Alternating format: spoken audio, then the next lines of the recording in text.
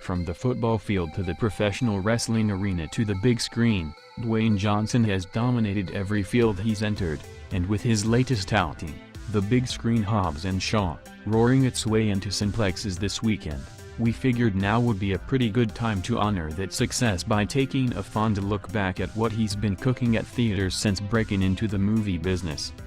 Jumanji, Welcome to the Jungle, spanning a slim 32 pages and telling a seemingly self-contained story.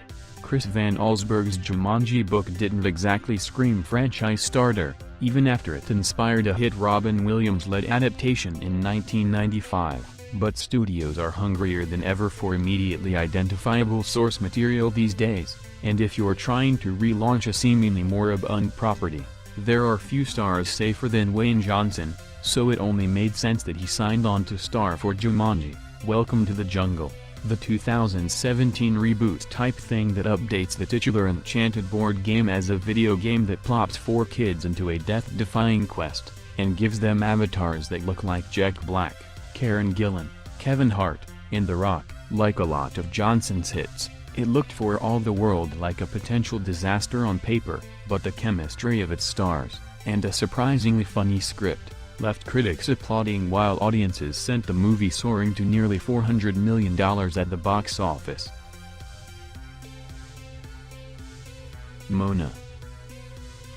From his outsized physique to his larger-than-life public persona's irresistible charisma, Dwayne Johnson is, in many ways, a real-life cartoon, which is just one reason why he was perfect for the role of the demigod Maui in Disney's 2016 animated hit Moana, playing opposite newcomer Aldi Kravlo in the colorful saga of a teenager on a quest to save her people.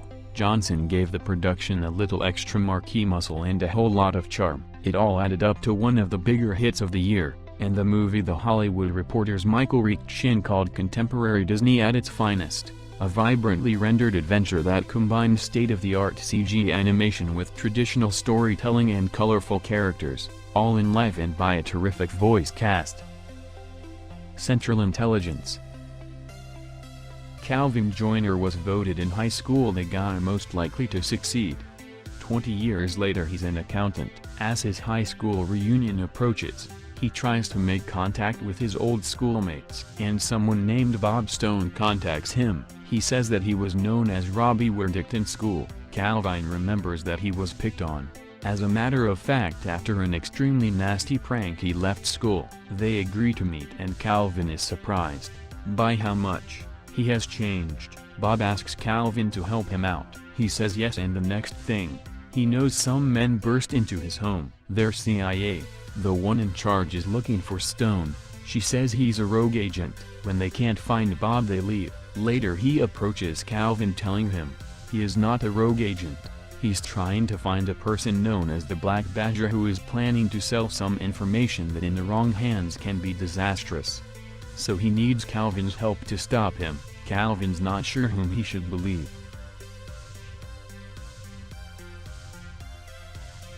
Pain and Gain. Michael Bay movies are frequently derided for their general insensitivity to character development, to all notions of filmmaking subtlety, to the art of storytelling, to viewers' eardrums. But if ever a movie seemed like it might call for that treatment, it should have been Pain and Gain, which adapts the true-life story of a group of Miami gym rats, Johnson, Mark Wahlberg, and Anthony Mackie, whose thirst for wealth leads them to make a series of spectacularly ill-advised decisions, including kidnapping, theft, and murder. Unfortunately, Bay's insensitivity hampered him here, too.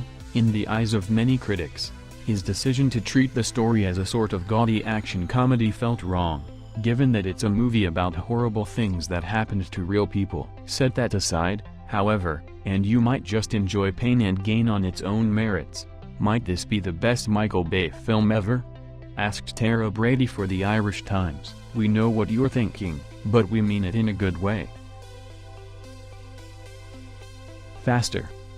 A lone man, recently released from prison, seeks out the people from his past who he believes betrayed him. While he forces each to atone for their sins, he must also face what meting out vengeance will do to his immortal soul. Meanwhile, he's not the only one looking to settle old scores. hired by the man responsible for the events which lead him to prison. An eccentric contract killer follows his every move. Scenes of them crossing paths, sometimes violently, are interspersed with the assassin's self-realizations of how to deal with struggles within his own life. As if old enemies and hired guns aren't enough, a young female detective begrudgingly works alongside a veteran investigator looking to simply survive his last 2 weeks on the force before retirement, as they seek out the brazen ex-con who has been blazing a path of gasoline-powered destruction in his vintage Chevy. Can you find it in your heart to forgive? I can't.